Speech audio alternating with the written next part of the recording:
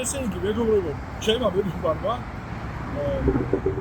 გაბოღაჭავამ უთხრა ესეთი რაღაცა, შუა რუსთაველზე არის საფლავის ქვა. ძველი, აი ხო ყველას გინახავთ საფლავის ქვა. ყველა მოვედით სპეციალურად ვენაგარდო ახლა ამის სანახავად. ჩვენ ვფიქრობთ, რომ შესაძლოა ეს არის რეპლიკა, ანუ დამზადებული და თითქოს აი ეს ბეტონია, არ ვიცი. აი ესაც ვხედავ. მაგრამ მე ვერ დავდებ ამაზე თავს.